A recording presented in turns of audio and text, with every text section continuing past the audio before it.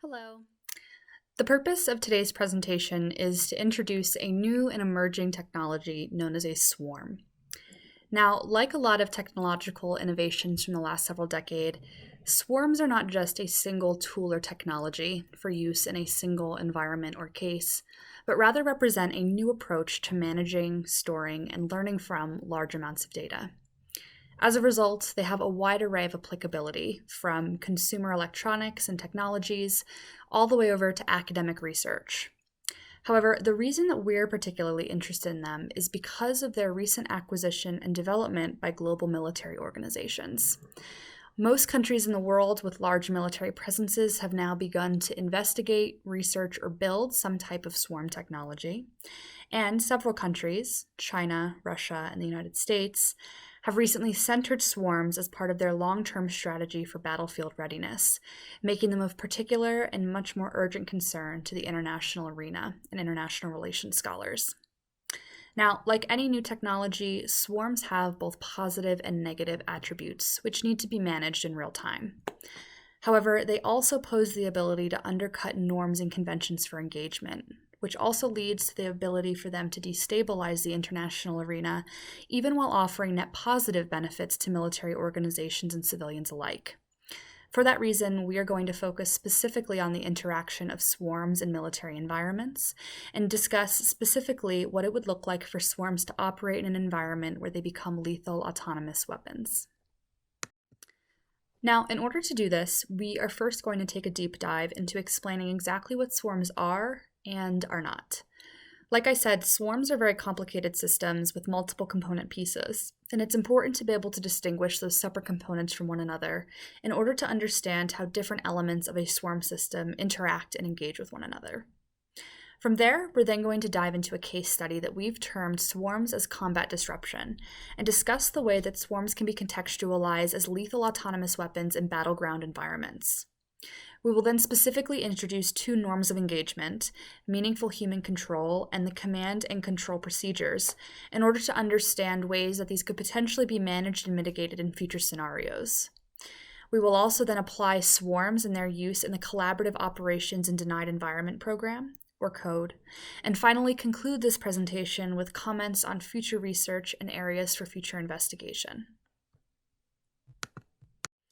Now, what is a swarm? At the highest level, a swarm is a type of artificial intelligence technology, which gathers, analyzes, and disseminates data across a networked group of nodes that are able to then respond in real time to changing environmental situations and carry out a specified objective. In order to visualize this a little bit more thoroughly, let's look at the graphic on the left side of the screen, where it says networked human groups. This is a fancy way of saying teams, or groups of people with different backgrounds and experiences who are all brought together to achieve a singular objective. In a military environment, this may look like a chain of command that's dispatched to manage surveillance over a large urban environment, reconnaissance missions over a long period of time in largely rural areas, or even teams which are sent out to manage anti-aircraft missile defense systems out at sea. Now, all of these teams bring something else to their team, whether it be a certain set of experiences, a level of responsibility, etc. But the value they bring to the organization is in their ability to react intuitively as human beings in environments which are complex and ever-changing. The idea, on the right side of the screen, where we see artificial experts, is that swarm technology, again, a type of artificial intelligence, is able to dispatch a variety of local actors which are able to interpret the same type of environmental information that humans do in order to change and make decisions in real time, all in pursuit of the same objective.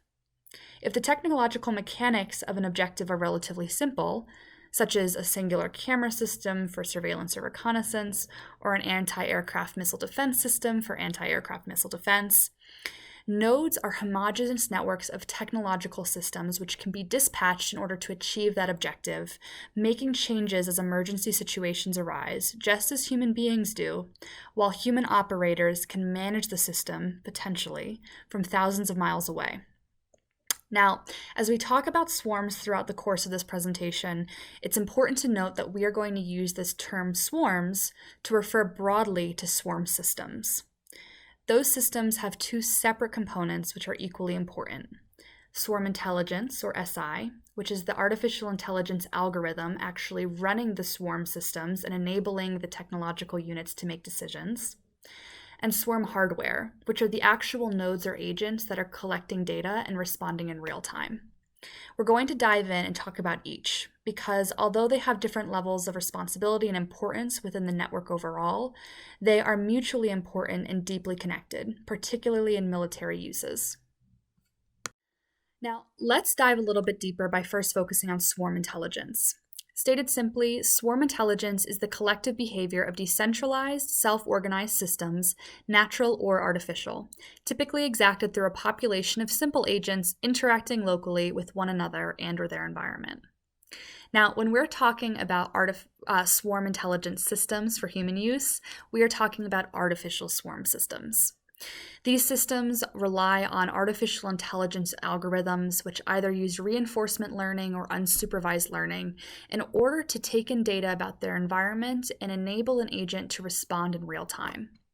However, the term swarm itself is inspired by nature, especially biological systems.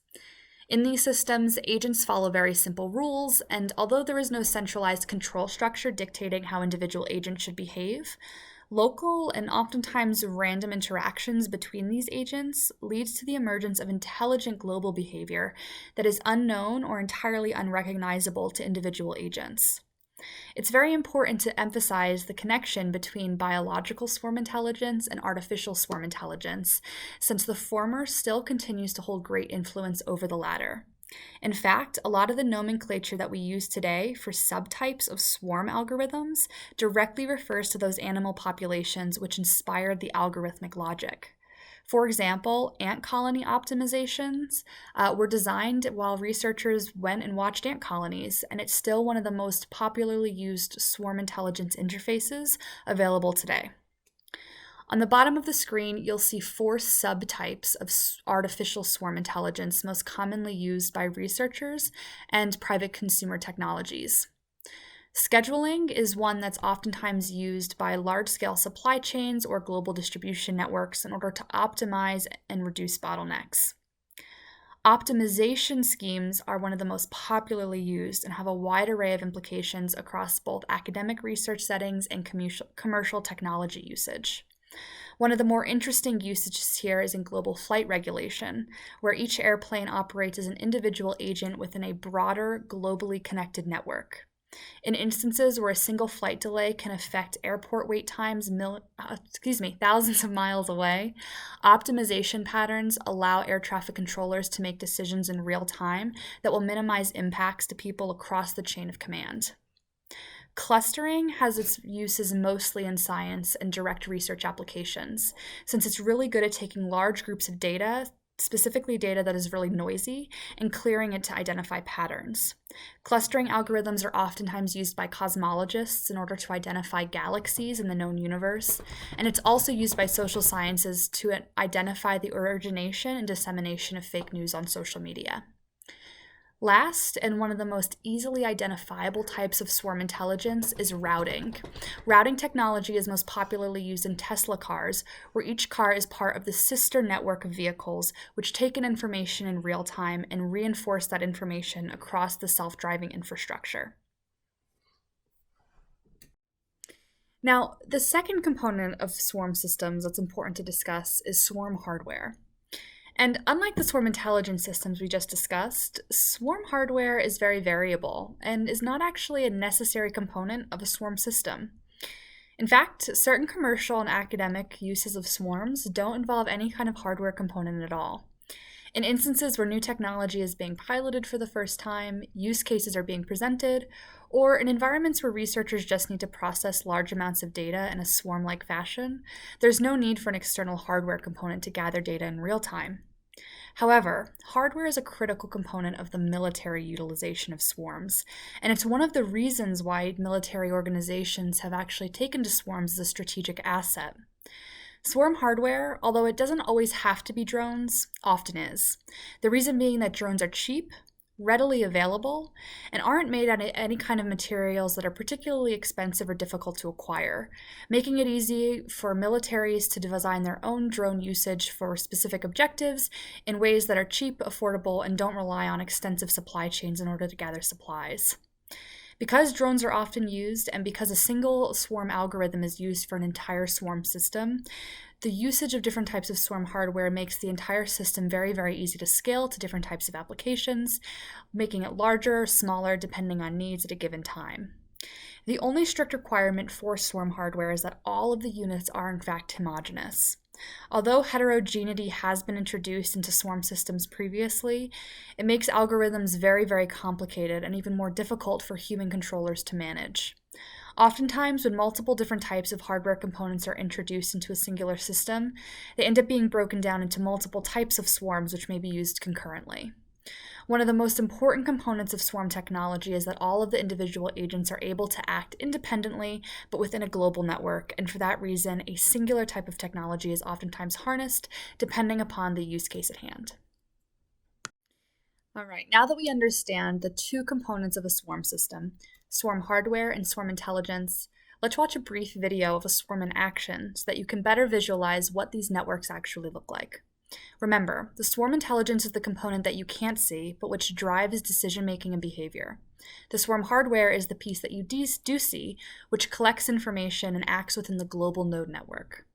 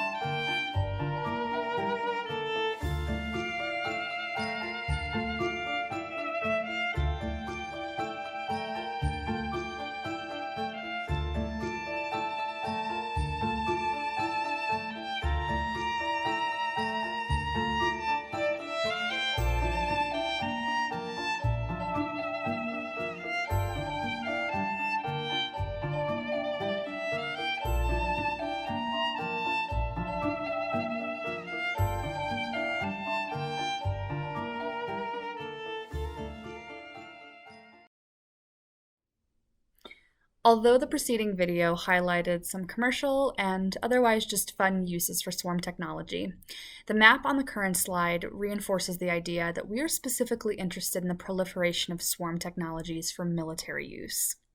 Since the year 2000, the world's largest standing militaries, including those in the United States, Russia, and China, have all acquired swarm technologies. While some countries, like the United States and France, have emphasized active swarm units that can be deployed in active battleground environments, other countries, like China and India, have prioritized the development of various types of swarm algorithms that can be deployed in specific scenarios at a later date. Regardless, the scramble for both drone uses for massive swarm nets, as well as the development of complex algorithms for a variety of different swarm applications across the slate of services provided by an armed services organization, has led journalists and academics to recognize swarms as a growing component of the global AI arms race. As such, swarms represent a growing threat of instability in the international arena, as the potential use case and implementation of swarms in complex and sophisticated ways is newly emergent and threatens to destabilize what we traditionally understand as battlefield operations. Now, with that in mind, and knowing what we know about the component pieces of a swarm system, I'm going to pass it off to Nicholas to discuss a little bit more about the potential applications for swarms in combat environments. He'll specifically help us understand how swarms have the potential to disrupt traditional notions of combat, taking with it standard operating procedures and norms of international engagement along with it, and introducing greater instability into the international arena. Thanks a lot for that, Caitlin. Now we're going to be talking about swarms as lethal autonomous weapons. Now, it's interesting to look at swarms as lethal autonomous weapons because swarm intelligence inherently reduces the opportunity for human control in tactical situations. So that creates a couple of problems when we're looking at ethics and at international humanitarian law right now. Here is the definition that we're going to be using for laws. I'm not going to read it to you because we're short on time and also because we don't do that here. So let's go. Let's start with the general problems with lethal autonomous weapons before we get into the specifics of swarms. The first problem is that compliance with international humanitarian law requires an understanding of unstructured warfare scenarios and the ability to formulate appropriate and humane judgments in these scenarios.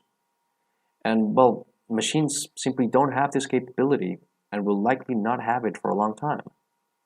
Likewise, it would be very difficult to ascribe responsibility for wrongdoings if laws were involved. This is already quite challenging with drones, so we could say that if a human is abstracted from the chain of command at a tactical level, it could become, well, much more difficult. Thirdly, these weapons represent violations of human dignity.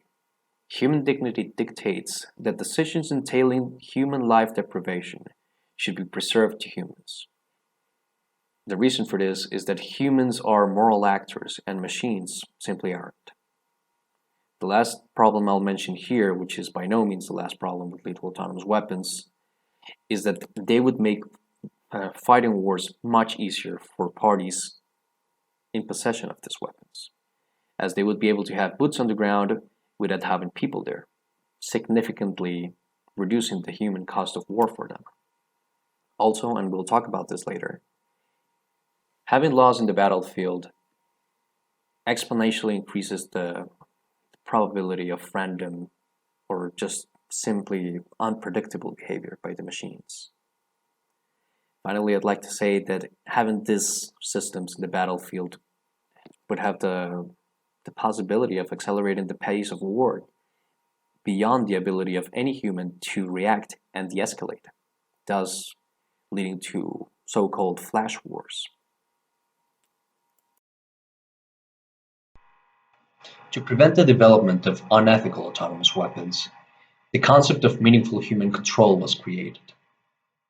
Meaningful human control is very hard to operationalize, however, it is absolutely central to the debate regarding lethal autonomous weapons. It involves having a human at all times as a failsafe, which may be able to turn off the weapon in case something goes wrong. Also, it involves having an operator with accountability for the actions taken with the weapon, and someone with moral agency always in the loop in a significant way. Now, it is important to contrast this concept with the concept of just human control, which may involve any sort of human decision making between the moment something such as an autonomous weapon is created, just thought about even, right until the moment it is used in the battlefield tactically. So it involves really too much to cover. And that is why meaningful human control is important instead of just human control. Going more into the specifics of swarms now, it is important that we have first a look into just general concepts of command and control. C2 is very important because experts believe that swarms may require the creation of completely new C2 models in order to be operationalized. So what is command and control? Command means what are we going to do? Having command means being able to decide which missions are going to be taken, and it generally refers to a higher level of decision making. Control means how are we going to do it? So the tactical decisions of how the operation is going to take place. And if you'd like, there's a third C, which is coordination, which, as we will see very soon, is absolutely essential when talking about swarm intelligence. Now let us discuss some of the control architectures which are currently being developed for swarms. The first one is centralized control, and it involves a swarm leader unit taking commands from a human operator and relaying them to the rest of the swarm.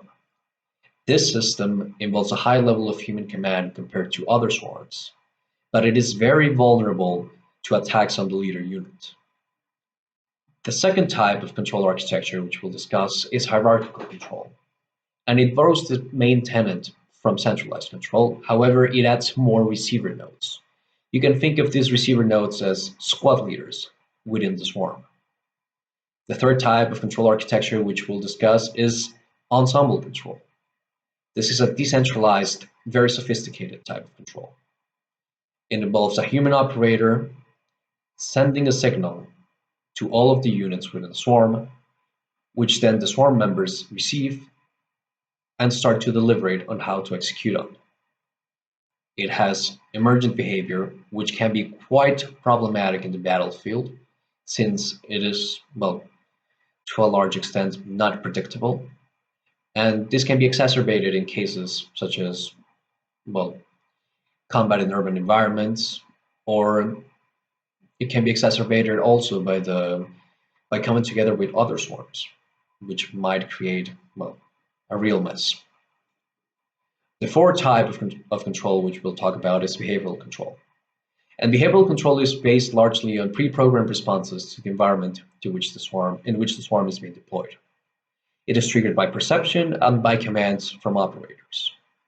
This gives the swarm quite a lot of autonomy since it can work with minimal commands from human operators. However, it does mean that the swarm will not be able to respond to situations for which it was not trained, so to speak. Deciding which type of control architecture to use can have important consequences for a swarm system. For example, this may incur significant trade-offs. One of these cases would be going for a more technologically advanced and usually more complex system. Theoretically, this improves resilience and speed. However, it does reduce the amount of human control within the system. And with human control being reduced, it risks of becoming rather than meaningful inconsequential. One should also keep in mind that advanced systems and complex systems tend to be more likely to malfunction just due to their complexity. There are a number of factors which further the complexity of creating a command and control architecture for a swarm. They range from the size of the swarm to the environment in which it is being operated, to availability of connectivity, to human situational awareness. By human situational awareness, I mean how well the people who are operating the swarm understand what's happening at the physical location where the swarm is, well, making its tactical maneuvers. Now, it is not important to know each one of these by heart, but it is important to understand that it is a very complex process to control a swarm, and that failure in any or each of these, well, ladders, let's call them, might lead to complete failure of the mission or malfunction of the swarm. We should be clear in stating that swarms are being developed in some cases as very autonomous systems. One such example is the CODE program in DARPA, which stands for Collaborative Operations in Denied Environment. The stated goal of this program is to conduct collaborative operations with autonomous systems in A2 AD environments with minimal human guidance. Now, what does this mean? This means that the swarm would be in an environment with very low bandwidth, and this bandwidth would have to be enough to transmit what it's perceiving to human operators and also for human operators to give orders to the swarm. Now, in this case, we're talking about very minimal information. So we're talking about a huge amount of reliance on the swarm systems, which might probably not be able to, well, we might probably not be able to verify it independently. So we're truly trusting the perception of the swarm. And also, the program has mentioned wishes for, well, its wish to make sure that the swarm might be able to complete its mission even without human input. Now, in my opinion, this is an obvious clash with the idea of meaningful human control, and it's quite unacceptable. Now that we have looked at the particularities of command and control in swarms, we can situate this technology in the lethal autonomous weapons debate. Now, laws debates normally focus around the relationship between a single human operator and a single lethal autonomous weapon. In these cases, traditional forms of control are possible because we're talking about a one-to-one relation. However, as we have seen, are, well, completely different. For swarms, direct control of individual robotic units is often counterproductive and even impossible.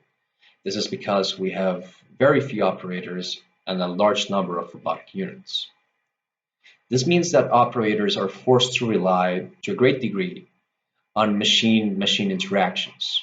Well, this obviously reduces the possibility for human control, meaningful human control, and it also creates a more worrying possibility even, and that is the one of unpredictable emergent behavior.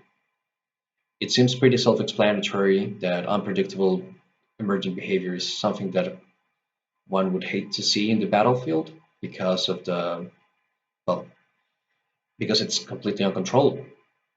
So it might lead to unethical actions, it might lead to, well, even friendly fire or, well, just nefarious consequences for either side. And for this reason, it is probably better not to employ the systems for the time being, at least not employ them with lethal force. And, well, in general, and as speaking completely personally, I believe that the use of lethal autonomous weapons should be completely banned, given that it is unethical and it is quite simply uncompliant with international humanitarian law. As we start to come to the end of this presentation, it is important to emphasize again that we have only touched on some of the issues with operational licensed arms, some of the humanitarian issues. Further issues could involve the proliferation of the explosive remnants of war, ERWs. So swarms could be basically the new mines. And it would be even worse because they would look even more like toys for children. So it would be a terrible situation all around. But this is just scratching the surface. As we said before, the potential for research here is just enormous because the technology is new and also academia hasn't been very good at keeping up with it, even at its primitive stage. So here are some of our, well, what we believe would be interesting research topics for the future. Particularly, I find that looking at swarms as WMDs might be very interesting because, well, we're talking about systems which are being planned to be developed and deployed in the millions and even billions, according to some generals. But well, sometimes figures are inflated in the military, and sometimes it's more about making a statement than making a sensible statement.